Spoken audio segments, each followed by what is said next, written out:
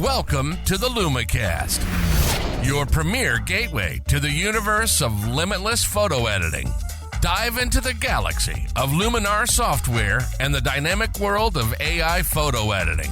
Join us weekly for a burst of creativity and the drive to transform your photos with confidence and skill. Broadcasting directly from Clever Photographer headquarters, it's time to welcome your hosts, Jakub and Holly Linton. And we are back again with another episode of our LumiCast, the brand new podcast where we're focusing on photography, photo editing, and of course our favorite Luminar and Luminar Mobile. Anyway, my name is Jakub Bors. I'm a professional photographer based in West Sussex. And next to me is my great friend and incredible photographer, Holly Linton. Hello, Holly. Hi, Jakub. Great to be here today. Today, we're going to be focusing on Luminar Mobile. And why? Well, because if you noticed, it's been introduced for Android. Well, actually, up till now, you could have used it only on the Apple devices, your iPhone, iPad, and also the fancy goggles from Apple. And now we can also use it on Android. So we felt like it's a good timing to talk about the application, to look at the specs, to look at the pricing, and also go through the different tools and features that are in the application right now to give you an idea if it's the application for you. So Holly, what are we going to start with? Well, I think it's important to discuss what the required specs are in order to use Luminar Mobile. So what would that be? That's a great idea, because I guess you want to know if you can use it on your device. In general, any of the recent devices, I would say 2-3 years old, will be okay with the application. But let's look at the actual specs. When it comes to Android devices, you need to have an Android device with at least Android 11 and higher when it comes to the system. And you would be looking for at least 4 gigabytes on the RAM, on the memory. The application uses the RAM for all the editing, so more of the memory, the better. When it comes to iPhone and iPad, you're looking for a device that has at least the iOS 17 or later. And when it comes to the memory, you can use it with 2 gigabytes. It will work, but there will be some limitation on the size of the images and also on the speed. So ideally, again, the 4 gigabytes would be the way to go. So as I say, most recent devices will work just fine. Now, we talk about the specs. What about the pricing and where you can get it, Holly? All right. Well, you can get it on the App Store. And as far as pricing, we always have those options of either subscriptions or lifetime. So as far as subscription goes, you could do monthly or 6 months or a year. So the monthly is $4.99. 6 months is $19.99. And then the most bang for the buck, the yearly would be $29.99. And then if you wanted to go for the lifetime, right now that's currently at $59.99. So it's really just best go into the app and it's going to give you your options and you'll get the best view of the pricing there. And Luminar is always running a special here and there. So be on the lookout for any kind of, special sale going on. Great. So that's how you do it. And then it prompts you to log in, create an account, and then load up your app. And then obviously always check for updates, which there was a brand new update this morning. So always keep it updated. Definitely. And kind of looking around and looking at the updates, as you're right, one just came out this morning. But in general, I have to say that I noticed that the app is still being updated quite regularly. I would say more often now than Luminar Neo. So if you get into the habit of checking at least once a month, there's always quite nice bunch of updates and new features coming with it. So it's definitely worth to keep an eye on. Yes. Now, just coming back from where to get it. So Android on Google Play and Apple on the App Store. The App Store, yes. Okay. I'm an Apple girl, so I'm not as familiar with the Google products. I completely understand. I've been Samsung guy for years, but then I kind of switched everything over to the Mac and Apple and just now also being disconnected. But the Apple Play Store is where you would get your Luminar Mobile, which brings us nicely to the actual application. Holly already started by saying that, once you download it, you create your login.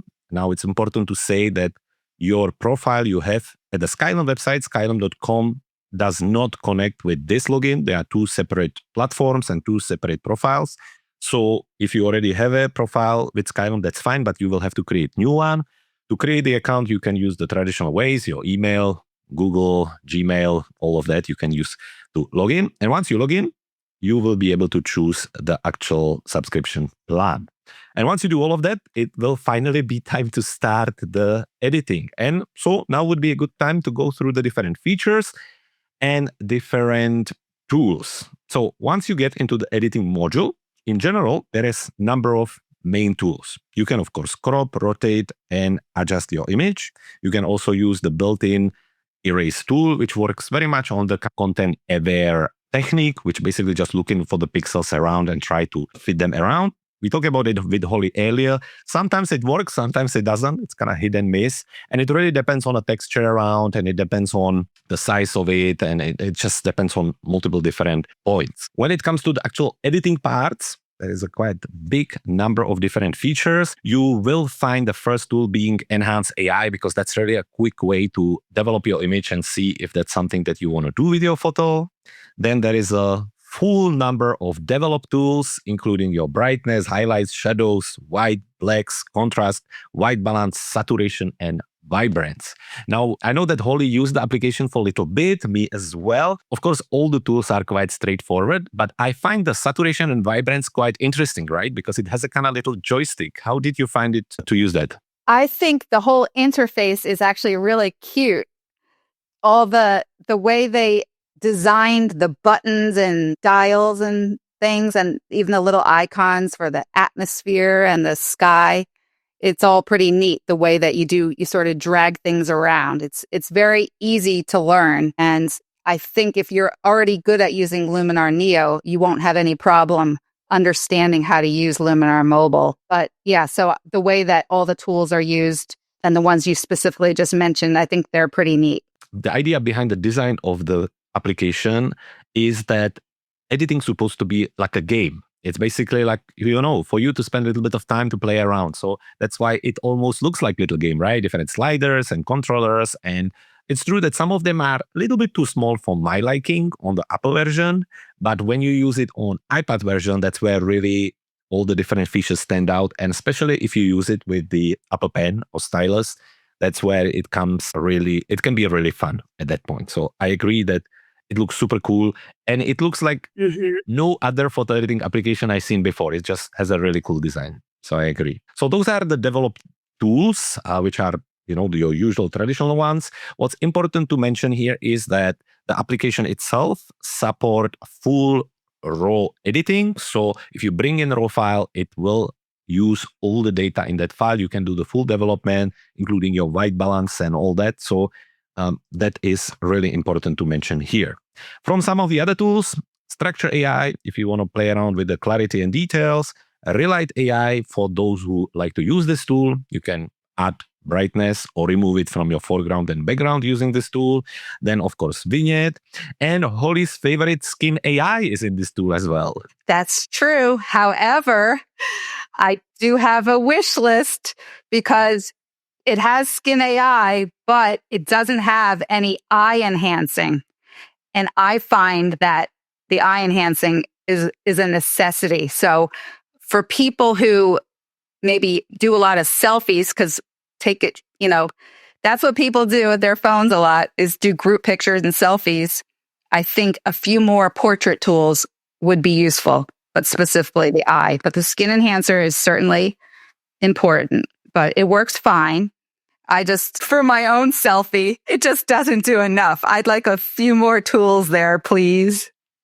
Definitely. We can actually, at the end of the episode or towards the end, Holly has a small list of items she would like to add. So we will definitely come back to that. So Skin AI is one of the portrait tools. Second portrait tool built in is the Body AI. Again, for those who use Luminar Neo, they know it. You can adjust the abdomen as well as the shape. I always wonder when I'm talking about this tool and trying to teach how to use it, I'm always really careful about how I'm going to say it, because I like to use an excuse of a wide lens, which makes people appear wider.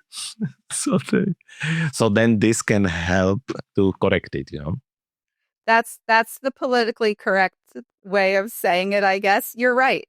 the iPhone and I guess the Android is it shoot at more of a wide angle, so people's bodies are a little distorted.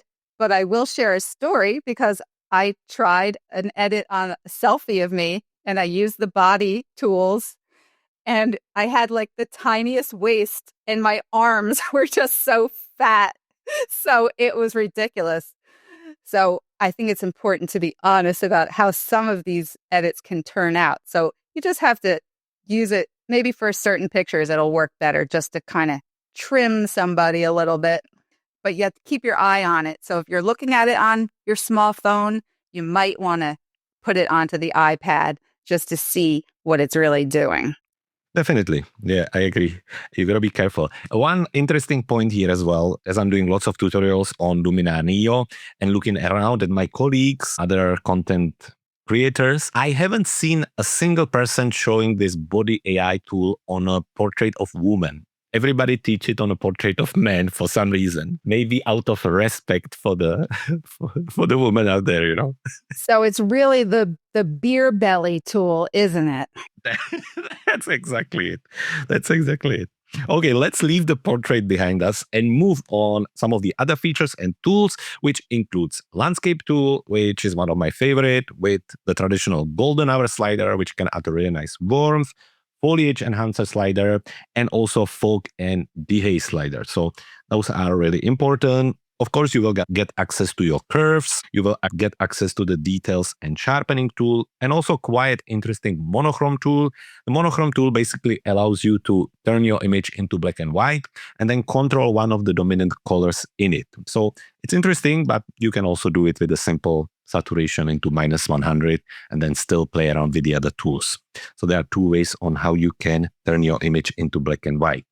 On top of it, the Luminar Mobile also offers something that is called filters, but really what it is, it's a mystical tool, which we know from Luminar Neo. And basically it allows you to apply different LUTs to your photos. It comes with, I think, around 25 different filters. Again, some of the names will be very familiar to the people who use Luminar Neo, like the candlelight and so on. And the way you apply it, you just tap on the filter and adjust the strength, just like in the desktop application. On the top of it, you get access to presets where you can apply some of the presets that are already built in the application.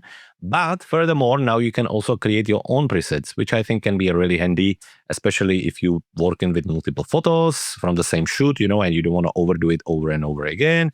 Or you can just create your favorite look and just use it for all your photos in the future. So I think that is really cool. And as someone who like to edit pictures for my stories, so I just came back from Parisian trip and I was there taking pictures, of course, with my big camera, but also with my phone, just to get a few stories from the day. I like to edit them straight there and share them immediately. So when I go into Luminar Mobile, I just try the different presets and see what they do just to speed up the whole editing process. So those are the presets. Then obviously a big part, which I think will be interesting for lots of people out there, and that's the whole sky AI part of the application, where you can replace the sky. But not only that, you can also import your own skies to do that. And that is still quite unusual in the photo editing applications on the mobile.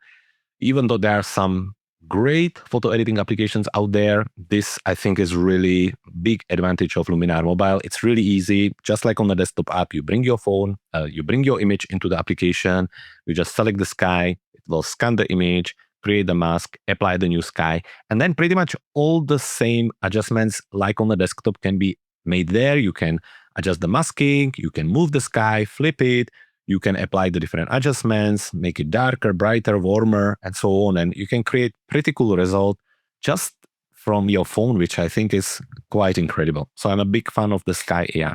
Did you work with it a little bit, Holly? Yes, and I have something to add first to the filters you mentioned.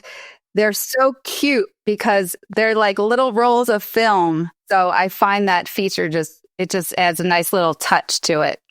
And then with the presets, there is a button that you can push that gives you a random preset. So I think that's kind of fun. Just if you weren't sure which preset you wanted, it just kind of automatically picks one. So you could keep hitting that button just to, I'm assuming it gives you something different than any of the other presets are giving you. So, and then with regards to the sky, I have tried it. I think it requires the right image. I tried it. Remember, I told you in one of our episodes that I got a Bird Buddy camera and it has a little kind of cover over the top. So I tried doing a sky replacement and you could still see it through the top cover of the Bird Buddy. And I tried using some of the tools to, what's the right word? Fix the masking tool in the sky and to try to get rid of it. And it didn't work. But so anyway, the bottom line is it probably works best when you just see a full sky and nothing kind of up in the top part of the frame of your image. But I could see how it's a pretty great tool to have when you're on the go. Now, I didn't quite understand what you said, but if you want to add your own sky, you just add it to your regular photo library and then somehow can pull it in? Mm-hmm. So again, the idea is that maybe you're walking around and you see a really cool sky, so you take a picture of it. And then next time you're editing image where you would like to add the sky, when you go into the sky replacement part of the application, there is the library of the sky. And when you scroll all the way to the end, there will be a little icon with the plus sign on it. And you tap on that, and that will allow you to go to your phone and select the sky you want to replace it with. Cool. So you can go back to the sky you have taken picture of and just add it there. I think that is really cool. I don't think it's necessarily a system where you can like upload 60, 70 skies. I think that would overwhelm the application, but to have a few is, I think, really cool. And you can also remove them from there. So I think that's a really nice addition to the whole function. Great. Cool. So that's the sky replacement part of the application. After that, talking about exporting as well, that's a big one. Traditionally or originally, the exporting wasn't really that great. The quality wasn't great neither, but that is all forgotten as now you can be really specific to what format you're going to export to. You can also select the quality of your image from 0 to 100%. I always wonder who chooses 0% of their images. Someone who's a really horrible photographer. You know what I mean? Like, what do you do with the image on 0% quality? But anyway, I guess if you want to save lots of space, that would be the choice. So you can be really specific on what format and what quality you export your images, which is really handy. Furthermore, the one function which is really handy, and I cannot guarantee that it works on Android yet because I haven't tested it, but it works on iPhone and iPad. And that's when I start edit on my iPhone. So let's say I bring in the image and I apply different adjustments to it and maybe replace the sky. I can then open my iPad and the image will be available there with the same edits. And I can basically continue with the edit from there, which I think is really neat without me have to like airdrop it or share the image between.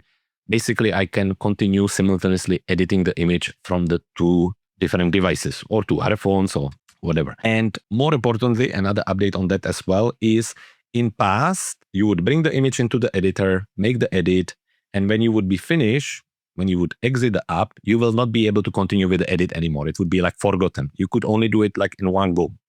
Now, the application remembers the edit, so you can go back and forward from your library, and anytime you open it, it will automatically apply the edits, which I think is really handy. So that is also a really nice update. Now, looking at our list, I think that's pretty much it from the main features. But Holly actually had some additions to what you see, talking about the before and after and the previews. Maybe you can mention them.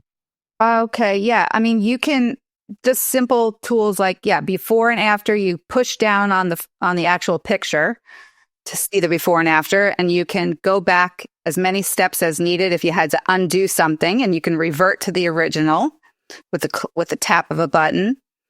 I also learned another new tip watching a different educator's video this morning, that if you are left-handed, you can switch. There's a button in the settings where you can have all of the tools on the left side of the panel instead of the right side of the panel. So that might interest all those lefties out there. So, and then I really just have some questions. So whenever you're ready for those.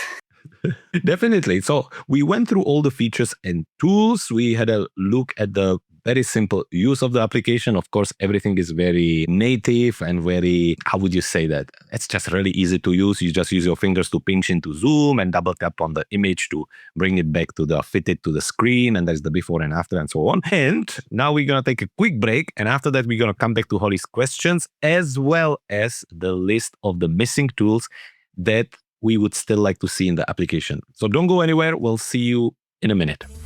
If you're listening to the LumiCast podcast, then we share something in common. We love editing photos, and we love Luminar.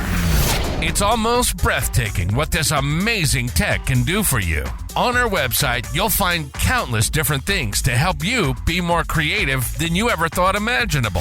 From our photo manipulation masterclass to our power bundle with 986 elements, our essential preset bundle, editing software and extensions to our tutorials. Harness the power at the website at www.cleverphotographer.com/Luminar. Again, that's cleverphotographer.com/Luminar. Now, back to LumiCast. And we are back talking about Luminar Mobile. Holly, how many images have you managed to edit during the ad? 0%. Oh, that's the quality you should put on your images when you export them. Okay, so Holly had a question about the Luminar Mobile. Let's start with that. Well, as I was using it, I came up with one question in mind based on Luminar Neo. In Luminar Neo, when Enhance AI only affects like everything except a person. It's like human aware. Is that this? Have you noticed? Is it the same in Luminar Mobile? Does it keep the Enhance AI off of a person? That's a great question. So in general, in Luminar Neo, there is a number of tools which are human aware. Structure AI, Enhance AI to some degree. Once you push it really far, it will start to have an implication on a person too, but it does initially avoid. And then fog or mist.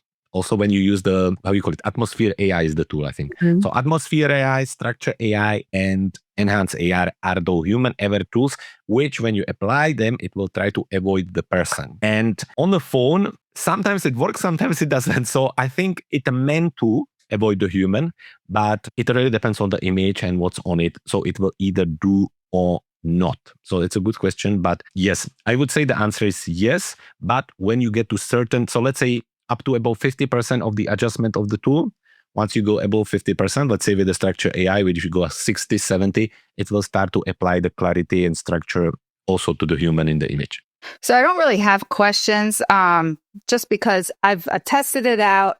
It looks very simple to use. It has sort of all the tools you would need when you're on the go. And if it's too small for you on your phone, you either have to use an iPad or your Chromebook if you're an Android user, or really just really just wait until you get back home and do it on your big screen and use Luminar Neo in that case. But I think overall for today's discussion, if you are an on-the-go photo editor, it's a great app to give it a go and just do those quick edits that you want to share to your social media platform. It doesn't have all the bells and whistles, which we'll address when we talk about the few features it's missing. So I give it 2 thumbs up. It's just, it might not be for every user, or for your workflow is probably the right way to put it. 100%. I think it's really important to be open to the fact that it's not Luminar Neo in mobile. It's a light mobile version of Luminar Neo, and it has some of the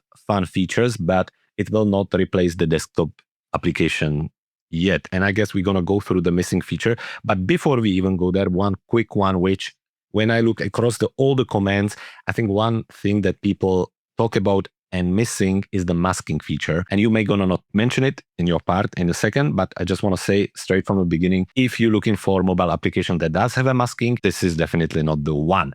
But that brings us nicely to Holly's list of missing features and tools. What did you figure out? What do you think that it should be there and it isn't? Well, darn it. I was just going to say masking. How dare you take that away from me? Yes, that's what I've been hearing too. People are saying doesn't have masking, but as we've already stated, it's for on the go. You're not meant to do a full-on edit using this app. Other thing would be layers. It does not support layers, but you don't really want to sit there on your little device trying to accomplish layers. And we'll go back to the portrait tools. Do I need to remind the engineers that I would love some eye tools, please? And then there's no face light. I think it could use face light, but I guess we could use the relight and try it that way. That would be the workaround. And I think that the erase tool needs a little bit of improvement. as far as I can tell so far. But otherwise, I feel like I don't really think it's missing anything except for the ones we just mentioned. But those are really the more, I won't say intense things that are more creative options. You have to kind of really do that in Luminar Neo to do your full-on edit. So for the purposes intended, I think it's really got everything it needs. It's always going to get improvements. So it's not like we're stuck with what it is today. So that's what I think. Is there anything else that you think is missing? No, well done. I think those are very fair and objective points. And I completely understand them. At the same time, like I say, I think, like we need to be realistic that it's not the desktop version. And also, I guess there is only so much this thing can do, right? The mobile phone can do when it comes to the operating. But you knowing me now for quite some time, which tool you think I'm missing the most in the application? Mystical. Yes. Forget all the layers and masking. Where is the mystical tool there? That cannot be that hard. Surely they should add mystical tool. No, jokes aside, I'm not really missing the masking or layers as much there because not necessarily that I wouldn't be looking for the feature because, as you say, it's the size of the screen. We talked about it just before we hit the record today. I really like to edit my image on the go, but when I'm talking about like the real edits of the images I know that I will share and present to people, I will always edit them on big screen anyway. I really want to be able to zoom in, look for the sharpness, adjust the colors to what I want them to be, and this is something that I can't do on a phone. So this goes in general to photo editing applications on mobile devices. They are great for quick edit, for a story or something, but to me personally, I will always want to look for like a big canvas, which is a big screen and big editing process. So you say 2 thumbs up. I 100% agree. If I would have to give a rating a year ago, I would probably give about 1 thumb because it was missing some important features for me. Back in the day, it couldn't edit raw files. You would only be able to import the image, edit it, and once you exit the application, you will not be able to re-edit it, which was a really problem for me because sometimes you want to come back and adjust it and that you couldn't do that. So that was really a shame, I think. But all of this now is applied. The quality of the image exported is great as well. So I think alternative to, let's say, Snapseed or Lightroom Mobile, this stands there quite proudly. So very, very good. All right, Holly, that looks like that's it for today. Now we have a great idea for next week's episode. Holly will be a student alongside all of you. I'm going to be creating a quiz on Luminar Neo. So basically, come and join us next week where Holly will be going through a quiz of questions about Luminar Neo. You can follow us through the episode, try to answer and see how you do at the end of it. It will be lots of fun. Holly, are you looking forward to that? Yes, I'll have to study hard and maybe I'll bring the teacher an apple just to get on your good side. I need to get an A++. Definitely. What is like the best mark you can get in States? Well, I guess A+ if I think back to grade school, but... Cool. Okay, so that will be lots of fun. Folks, have a great weekend, everyone. Stay safe, take care, and we will see you again in the next week's episode. Holly, bye-bye. Bye. Bye, everyone. And that's a wrap. Now, there's only 3 things left to do. Subscribe to this podcast so you never miss a future episode. Visit our website at cleverphotographer.com/LumiCast to see what we have in store next. And stay creative and keep editing your photos no matter what anyone says.